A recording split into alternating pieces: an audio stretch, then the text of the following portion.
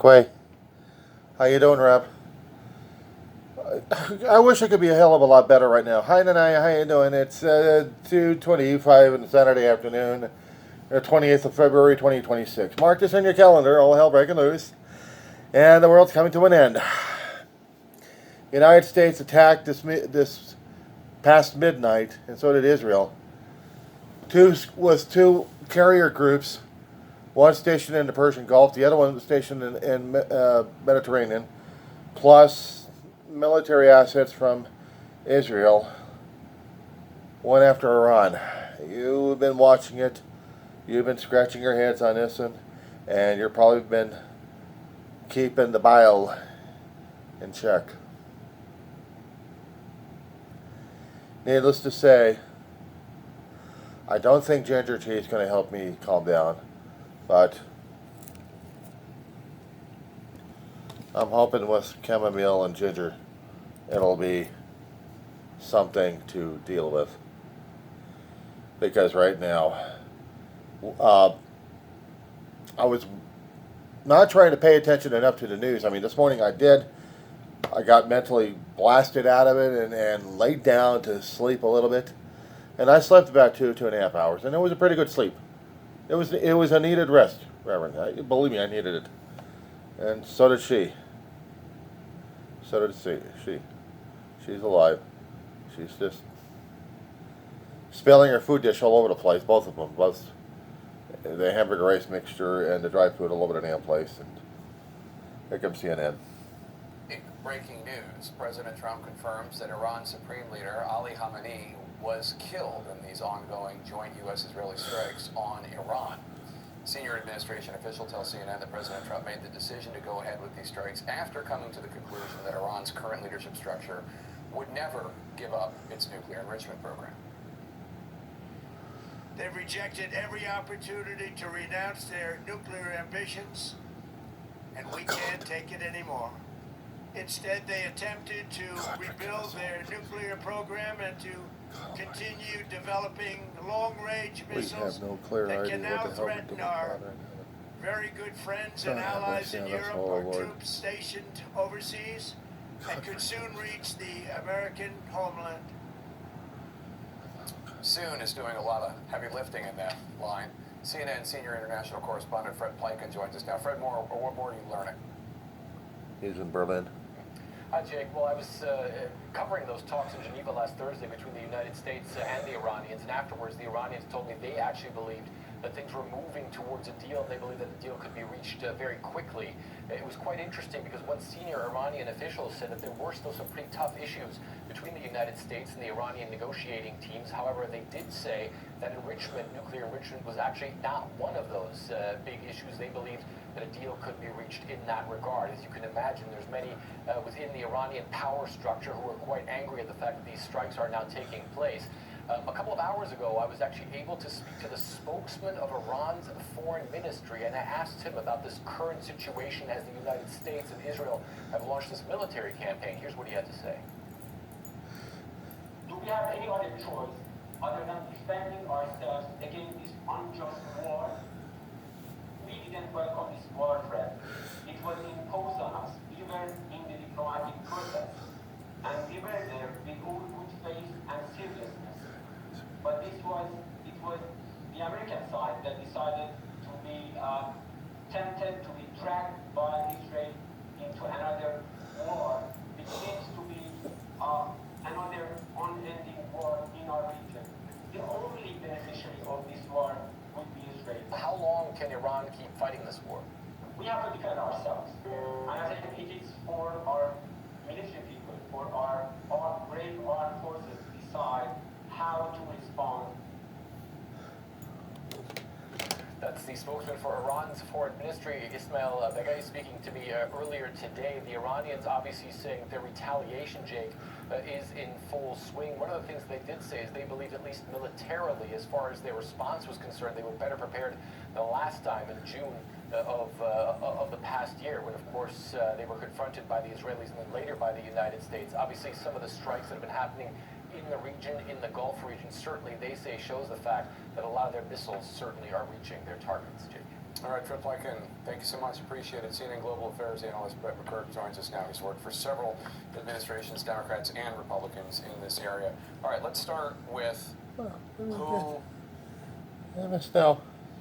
Fluidly as well. But I glanced at the reaction today, and there is a hot war of words going on between figures like Mark Levin and figures like Megyn Kelly, with one calling the others traitors. I mean, we're not just talking about a lack of public support for a war that, in Donald Trump's telling, quote, could result in American casualties. Donald Trump's own coalition, which has shrunk to about 34 to 36% of the American public based on the best current polling available, is fighting amongst itself. What does that do to the men and women of the military and their families? The trust in your chain of command is paramount for every man and woman in the armed forces, any armed forces, but particularly our own because of the nature of our government. And when they lose faith in their leadership, when they suspect, and these are very, very bright young men and women, when they lose faith that they don't believe that the senior leadership will have their back, that the senior leadership understands where all this needs to go, then they see themselves as extremely vulnerable, and they start looking left and right, and they start looking for who's in charge. And if you can't answer that question properly, then you've got a real morale dilemma on your hands. Now, the chain of command down to the first sergeant level, the squad leader level, the company commander, and on, all that's going to function very well. But our very bright young men and women in uniform look at the big picture. They are strategic thinkers. And if they don't believe that the United States knows what they're doing, that's a real problem for the chain of command. Robin, you write this, quote, recent polls have shown that Trump does not have broad support for this war, which arrives at a time when Americans are focused most on their own economic woes. There are also growing questions about the war's legality, whether it violates international laws, the UN Charter, or the U.S. Constitution. Your thoughts on the lack of public support, even deep within Donald Trump's most prominent supporters in the MAGA media ecosystem? Well, all the polls recently, even before this campaign began, indicated that Trump did not have support for a military operation against the Iranian regime.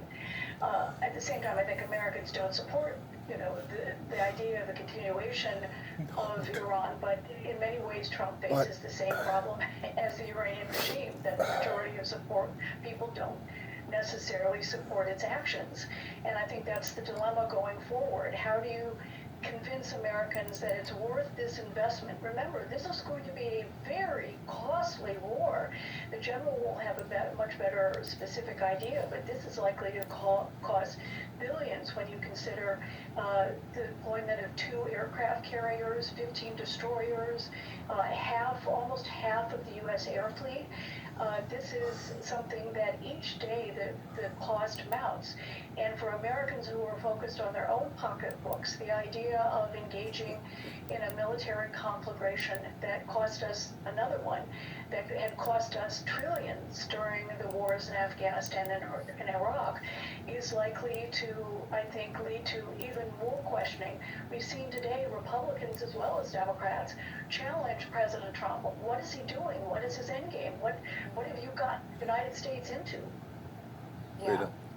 It is striking to see all of the vocal dissent. It is ideological. They have been isolationists from the inception of the MAGA movement and its takeover of the Republican Party and its sidelining of figures like Lindsey Graham and Mitch McConnell. And it is also a sign of his deepening political crisis to be at, I think, 12 to 15 percentage points more unpopular today than he was a year ago. There's one central tenet in the Trump administration while he was campaigning that I think was so pivotal to getting people who were, I would call, independent voters, and certainly people who were disappointed with Joe Biden about Gaza. And I say this really quickly, that it was about the fact that he promised no more wars in the Middle East, right? He was not going to get America involved in anything involved in the Middle East. He was promising to end the war in Gaza, and that was it, and then we're done with the Middle East. And here we are, bombing Yemen, involved in Nigeria, and now engaged in a regime change war in Iran. No central tenet of the MAGA movement has been betrayed as so profoundly as the promise that Trump made to the American people, no more wars in the Middle East. Major General Paul Eaton, Fill in on that thank you one. both so much for being so generous with your time on a day like today. We're really grateful.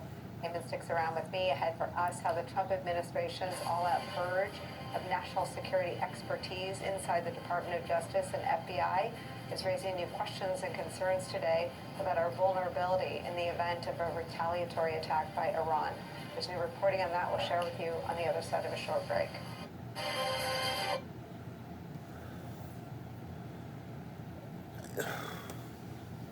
We'll talk. I hope and pray.